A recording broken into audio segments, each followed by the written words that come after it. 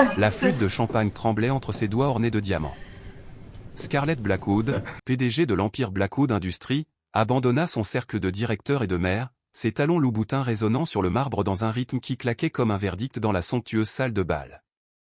Derrière l'élégance irréprochable de sa robe couture, son mascara légèrement bavé trahissait une fissure dans l'armure. Elle avançait, déterminée, vers le coin oublié où Ryan Coleman rangeait son vieux ordinateur portable aux bords ébréchés. Ryan, père célibataire étouffé par les dettes médicales, n'était qu'un fantôme dans ce royaume de verre et d'acier. Informaticien sous-payé, silhouette transparente parmi les costumes hors de prix, il représentait tout ce que Scarlett n'avait jamais eu besoin de voir. Pourtant, elle s'arrêta à un souffle de lui. Sa voix, habituellement polie et cultivée, glissa dans une fragilité nue. « Ramène-moi chez toi, ce soir, Ryan. » La demande brisa la frontière invisible qui séparait leur monde. Les doigts de Ryan se figèrent sur la poignée de cuir usée de sa sacoche. Cette femme contrôlait son salaire, son assurance santé, son avenir. Mais à travers l'élégance glacée de la dirigeante, il aperçut autre chose, une détresse familière, la fatigue de ceux qui comptent les heures d'insomnie plutôt que les options boursières. Ce qui l'effrayait le plus n'était pas son pouvoir. C'était la façon dont elle avait prononcé son prénom, comme une prière. 3 semaines plus tôt, Ryan additionnait des heures supplémentaires sur une feuille Excel lorsque son téléphone vibra contre le métal de son bureau. Le numéro de la clinique pédiatrique apparut sur son écran fissuré. Son estomac se noua aussitôt. Jem, son fils de 6 ans, souffrait d'asthme chronique. Les crises s'étaient aggravées depuis des mois, chaque épisode plus long, plus violent que le précédent. L'assurance avait refusé leur dernière demande de remboursement. Préexistence, couverture insuffisante, des mots froids qui sonnaient comme une condamnation. Son ex-femme, partie en Californie avec un diplôme de droit et une nouvelle vie, avait emporté avec elle la sécurité de ses avantages sociaux. Il décrocha à la 2e sonnerie, déjà debout, la main sur ses clés. La voix de la réceptionniste était professionnelle, mais teintée d'urgence, Jem avait besoin de son inhalateur immédiatement. La prescription coûtait 237 $. Son compte chèque contenait exactement 89,16.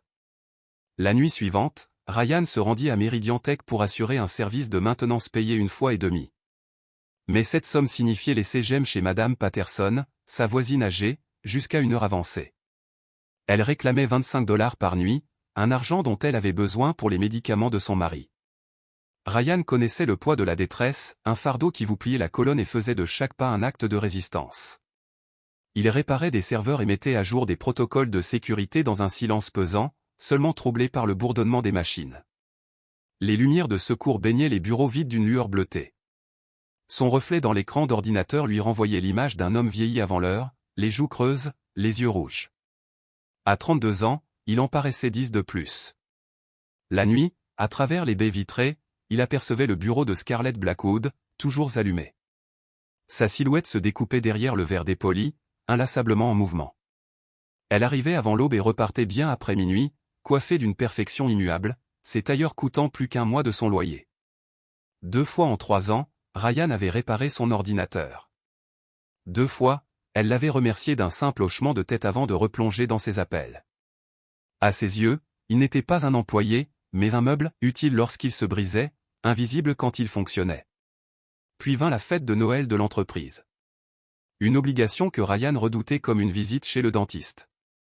3 rappels par courriel d'un département RH trop zélé rappelaient que la présence était, vivement encouragée, pour toute perspective de promotion. Il négocia une garde supplémentaire auprès de Madame Patterson, promettant 40 $ de plus qu'il devrait rogner sur l'épicerie. Il enfila son unique costume et se plaça près de l'entrée de service, prêt à s'éclipser au plus vite. La salle étincelait de cristal et de conversations frivoles. Les hommes exhibaient leurs montres à 5 chiffres tandis que leurs épouses comparaient leur villa dans les hantons. Ryan se contenta d'une bière, surveillant l'horloge comme un prisonnier attend son heure de libération. Vers 22h30, l'atmosphère changea subtilement. Les murmures devinrent chuchotements pressants. Des cadres vérifiaient frénétiquement leur téléphone. Margaret, l'assistante de Scarlett, glissa une enveloppe brune à sa patronne. Le visage de Scarlett perdit ses couleurs. Elle s'excusa auprès du maire et s'éloigna, son dos droit vacillant comme une forteresse fissurée. Ryan reconnut cette posture, celle de l'homme qui, à 3 heures du matin, fixe son miroir en calculant des factures impossibles à régler. Un quart d'heure plus tard, alors que la salle se vidait des invités les moins influents, Ryan pliait son ordinateur. C'est alors qu'il entendit ce bruit sec, le claquement de talons. Scarlett Blackwood se tenait devant lui. Sa façade glacée s'était effondrée. Son mascara avait coulé, ses respirations étaient courtes. Dans sa main, l'enveloppe était froissée, comme si elle avait tenté de l'anéantir à main nue. « Je vous appelle un taxi, Madame Blackwood », proposa Ryan avec prudence. Mais elle secoua la tête, ses cheveux d'argent tombant en mèches rebelles. « S'il vous plaît, dit-elle. Je dois aller, quelque part de vrai. » Elle paraissait elle-même surprise par cet aveu. Ryan vit alors, dans le reflet des lustres, une femme épuisée, en bout de course, cherchant à échapper à un rôle trop lourd. Le trajet jusqu'à l'appartement de Ryan dura 18 minutes. Scarlett resta silencieuse, fixant les lampadaires défilés. L'air de la voiture se chargeait de son parfum coûteux, mêlé à une note plus indéfinissable, peut-être la peur, peut-être le soulagement.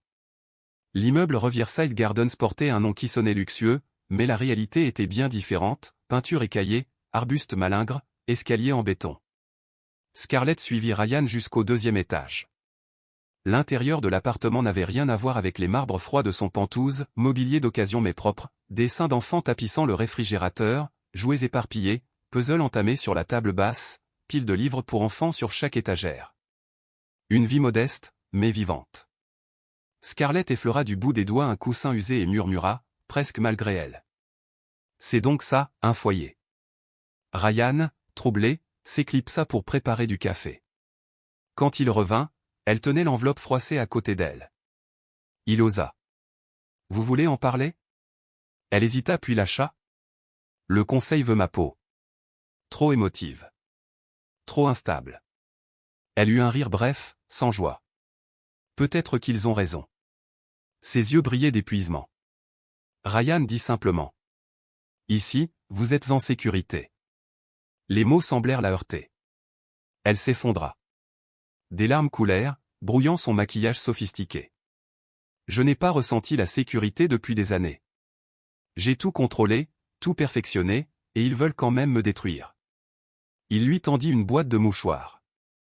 Leurs doigts se frôlèrent. Un bruit soudain les fit sursauter, la porte d'une chambre s'ouvrit. Jem apparut, en pyjama dinosaure, les yeux à demi fermés. « Papa ?» Ryan le serra aussitôt contre lui. « Qu'est-ce que tu fais là ? Tu devais rester chez Madame Patterson. » Elle s'est endormie devant la télé, marmonna l'enfant. « Je voulais rentrer. » Puis, remarquant Scarlett, il demanda. « C'est qui ?» Un silence lourd remplit la pièce.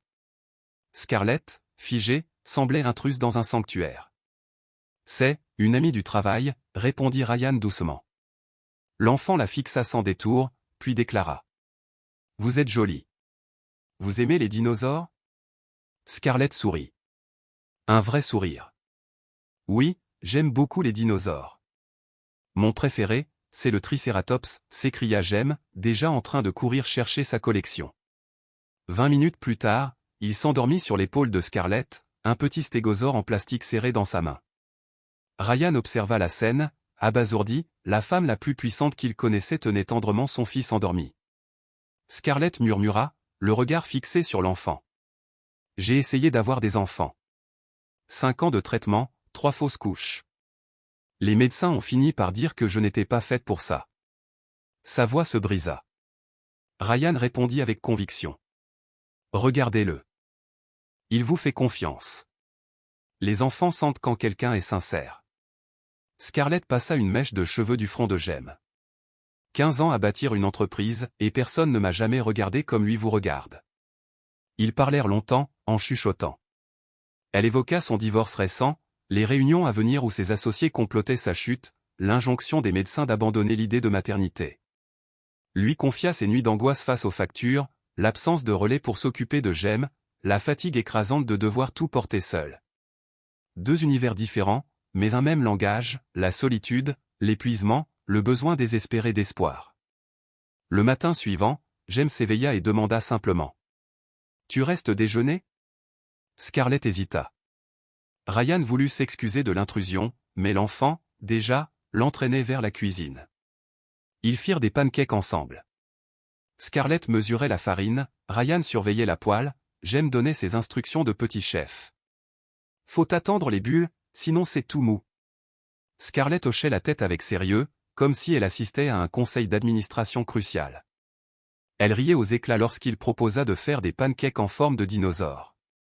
C'est le meilleur petit déjeuner que j'ai eu depuis des années, avoua-t-elle en reprenant une troisième crêpe. Le soleil d'hiver baignait la cuisine d'une lumière douce. Elle avait laissé tomber sa veste, assise sur la petite chaise de Jem, à côté du set de table à dinosaures. Elle n'avait jamais paru aussi humaine. Quand elle repartit enfin, sa BMW scintillant comme un vaisseau spatial sur le parking défraîchi, elle dit à Ryan, sans le regarder. Merci. Pour hier soir. Pour ce matin. Pour m'avoir rappelé ce que ça fait, d'être normal. Il comprit. Elle n'avait pas seulement cherché un refuge. Elle avait cherché à se souvenir qu'un autre monde existait. Ryan demanda. Et demain? Au bureau? Elle resta silencieuse, fixant l'horizon où les gratte-ciel découpaient le ciel gris. Je ne sais pas. Je n'ai jamais fait quelque chose comme ça avant. Le lundi matin, chez Meridian Tech, avait une résonance particulière. L'air semblait plus dense, chargé d'une énergie que Ryan n'arrivait pas à définir. Fidèle à son habitude, il était arrivé tôt, mais au lieu de se réfugier comme toujours dans l'ombre rassurante de la salle des serveurs, il prit l'ascenseur qui menait à l'étage exécutif. Chaque étage franchi ajoutait un poids nouveau à son incertitude, comme si le métal même de la cabine amplifiait ses doutes. Devant le bureau d'angle, Margaret, l'assistante de Scarlett Blackwood, leva des yeux surpris en le voyant. Son sourire chaleureux habituel avait cédé la place à un masque de professionnalisme mesuré. Elle est en réunion avec le conseil d'administration, dit-elle d'une voix neutre. Mais elle m'a demandé de vous remettre ceci. Elle tendit une enveloppe sur laquelle son nom était tracé en une écriture élégante. Ryan l'ouvrit, le cœur battant. Sur un papier à en-tête de l'entreprise, une note manuscrite se déployait. Merci de m'avoir montré ce que signifie le mot « chez soi ». Le nouveau programme d'aide à la garde d'enfants sera lancé le mois prochain. J'espère qu'il aidera des familles comme la vôtre. S. En bas de la page, un petit tricératops avait été dessiné à l'encre bleue. Ryan fixa la note pendant une minute entière, conscient de tout ce qu'elle impliquait. Le vendredi suivant, l'annonce fut diffusée à l'ensemble de la société, un programme de prestations familiales inédit, généreux au-delà de tout ce que Meridian Tech avait jamais offert. Assurance médicale et dentaire complète pour les employés et leurs enfants. Service de crèche sur place avec des enseignants certifiés. Horaires flexibles pour les parents. Aide d'urgence pour la garde lors des heures supplémentaires. Congés parentaux payés, bien supérieurs aux exigences fédérales. Ryan relut l'email 3 fois, calculant l'impact sur sa vie. Désormais, Jem aurait enfin une couverture médicale digne de ce nom. Ses traitements contre l'asthme seraient pris en charge. Ryan n'aurait plus à choisir entre les heures supplémentaires et l'histoire du soir, entre le pain quotidien et la tendresse partagée. Le soulagement fut si brutal qu'il dut sortir respirer l'air froid du matin. Son téléphone vibra, café plus tard. Je connais un endroit où ils servent des biscuits en forme de dinosaure. Est-ce malgré la complexité de leur situation, il sourit et répondit, Jem adorerait. 3 jours plus tard, leur première rencontre en dehors des murs de l'entreprise eut lieu dans un restaurant familial du centre-ville. Jem avait insisté pour porter son plus beau t-shirt à dinosaure et pour emporter son jouet préféré, un stégosaure qu'il voulait absolument montrer à Scarlett. Elle arriva en jean et pull, l'air plus jeune, plus humaine qu'il ne l'avait jamais vue dans les salons marbrés du pouvoir. Je n'ai jamais fait ça, avoua-t-elle en attendant leur table. Sortir avec quelqu'un, demanda Ryan, avant de regretter le mot. Sortir avec quelqu'un qui a un enfant, précisa-t-elle en rosissant. Je ne veux pas tout gâcher. Jem, avec la spontanéité désarmante de l'enfance, lui saisit la main pour l'emmener vers la machine à jouets. Regarde. Ils ont des autocollants de dinosaures. Quelques minutes plus tard, tous trois riaient dans une banquette décorée de créatures préhistoriques, débattant pour savoir si les ptérodactyles étaient de véritables dinosaures ou seulement des reptiles volants spectaculaires.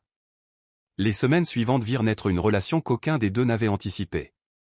Scarlett s'investissait avec la même ardeur que dans ses négociations d'affaires, elle dévorait des articles sur la psychologie de l'enfant, mémorisait les noms compliqués de chaque spécimen de la collection de Jem, assistait à son concert de Noël à l'école ou, assise au premier rang, Elle applaudit plus fort que tout le monde quand il oublia les paroles mais continua à chanter vaillamment. Elle apprit à préparer des sandwichs grillés avec les croûtes découpées exactement comme Jem les aimait, à donner vie aux personnages des histoires du soir avec des voix différentes, à accepter les règles strictes de son fils de cœur sur quelle voix convenait à quel dinosaure. Et peu à peu, elle comprit que l'amour n'était ni une récompense à gagner, ni un trophée à acheter. C'était une présence sincère, fidèle, humble. Mais au sein de Meridian Tech, cette romance inattendue devint le carburant des rumeurs. Les conversations s'interrompaient quand Ryan entrait dans la salle de repos. Margaret elle-même se montrait plus distante. Certains dirigeants lançaient des pics déguisés en rappels éthiques sur les relations inappropriées au travail. La rumeur devint tempête lorsqu'une photo de Scarlett, Ryan et Jem Ozo parut dans un journal économique local sous le titre « La nouvelle famille du Texas ». L'article spéculait sur les « choix personnels surprenants » de la PDG et leurs répercussions possibles sur la gouvernance de l'entreprise. Le conseil d'administration, furieux, convoqua une réunion d'urgence. Ryan n'aurait jamais dû être au courant, mais Margaret laissa traîner l'ordre du jour sur l'imprimante, revue de la direction exécutive, préoccupations relatives à la conduite personnelle et au jugement professionnel. Le message était clair. Scarlett risquait sa carrière pour avoir aimé un homme, hors de son rang. Ce soir-là, elle se présenta chez Ryan. Elle semblait vidée, fragile, débarrassée de son armure habituelle. « Ils veulent que je choisisse », murmura-t-elle, ses mains tremblantes autour d'une tasse de thé. « Entre la société et ce que je trouve ici. » Son regard glissa vers Jem qui, insouciant, bâtissait une forteresse de coussins dans le salon. Ryan connaissait la réponse, mais demanda malgré tout. « Que vas-tu faire ?» Scarlett avait sacrifié mariage, amitié et bonheur intime pour ériger Meridian Tech. Et voilà qu'on lui imposait de choisir entre 15 années de construction acharnée et une histoire d'amour de 3 mois. « Je ne peux pas te demander de tout abandonner, » souffla Ryan, la gorge serrée. « Tu ne me le demandes pas, » répondit-elle avec une force nouvelle. « Je choisis. » À cet instant, Jem leva les yeux. « Tu es triste, mademoiselle Scarlett ?» Elle se pencha vers lui avec une tendresse infinie. « Un petit peu, mon cœur. Parce que parfois, les adultes doivent prendre des décisions difficiles. Comme quand papa a choisi moi plutôt que son ancien travail ?» Ryan fut foudroyé. Il n'avait jamais parlé de cette promotion lucrative qu'il avait refusée pour ne pas déraciner son fils. Pourtant Jem avait deviné. Scarlett le regarda autrement, comme si une vérité plus profonde s'était révélée. « Oui, » dit-elle doucement. « Exactement comme ça. Certaines choses valent plus que l'argent ou la gloire. » Le lendemain, Scarlett remit sa démission. La nouvelle se propagea comme une traînée de poudre. Margaret, les yeux rougis, vint trouver Ryan. Elle l'a fait. Elle a quitté l'entreprise, pour toi, pour Jem.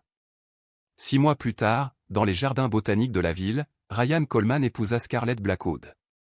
Jem, fier, portait les alliances dans un petit écrin couvert de stickers de dinosaures. Madame Patterson pleura d'émotion, déclarant que c'était le plus beau mariage de sa vie. Scarlett lança un cabinet de conseil depuis la table de la salle à manger. En 4 mois, il devint rentable, nourri de sa réputation inattaquable. Désormais, elle pouvait assister aux matchs de foot, aux réunions parents-professeurs, aux histoires du soir qui devenaient son moment préféré. Ryan, de son côté, conserva son poste à Meridian Tech, mais avec des horaires stables et l'assurance d'une couverture santé pour sa famille. Jem s'épanouit, brillant en mathématiques, avide de découvertes scientifiques, convaincu d'être au centre d'un univers stable et aimant. Les soirs tranquilles, ils lisaient ensemble des livres sur la paléontologie et l'exploration spatiale, rêvant de futurs voyages dans les musées d'histoire naturelle. 2 ans plus tard, ils emménagèrent dans une maison coloniale en banlieue, avec un grand jardin et une cuisine conçue pour cuisiner à plusieurs. Ryan demanda un soir, serrant Scarlett contre lui. « Regrettes-tu d'avoir quitté Meridian, ton bureau d'angle, ta place de reine ?»« J'ai quitté un emploi, » répondit-elle en regardant Jem marquer un but contre la clôture. « Mais j'ai gagné une vie. » L'équation est vite faite. Les années suivantes furent tissées de ces joies simples que Scarlett avait autrefois sacrifiées, anniversaire avec gâteau fait maison, vacances dans les parcs nationaux à la recherche de fossiles, pièces de théâtre d'école où ils applaudissaient plus fort que tous. Le cabinet prospérait, Ryan devint analyste principal, mais jamais au détriment du dîner familial de 18 heures, rituel sacré. 10 ans après cette nuit de décembre où une PDG désespérée avait osé demander à un inconnu de la raccompagner, leur maison résonnait des rires d'une famille élargie. Jem, devenu étudiant en paléontologie, leva son verre et réclama un discours de sa mère. Rouge de gêne, Scarlett se leva. Il y a 10 ans, dit-elle, j'ai pris la décision la plus effrayante de ma vie. J'ai demandé à un homme que je connaissais à peine de me ramener chez moi. Je croyais demander un simple trajet. En vérité, je demandais une seconde chance. Ryan ne m'a pas seulement ramené. Il m'a appris ce que signifie avoir un chez-soi. Ce n'est pas un lieu qu'on achète, ni un statut qu'on conquiert. C'est un choix répété chaque jour, celui d'aimer plutôt que de craindre. Un silence ému enveloppa la salle avant que les applaudissements n'éclatent. Ryan la rejoignit, l'enlaça, et lui murmura à l'oreille. « Merci de m'avoir demandé. »« Merci d'avoir dit oui », répondit-elle, les yeux brillants. Et dans cette maison emplie de rires, Scarlett sut que certains risques méritaient d'être pris, et que certaines prières trouvaient leur réponse de la façon la plus inattendue.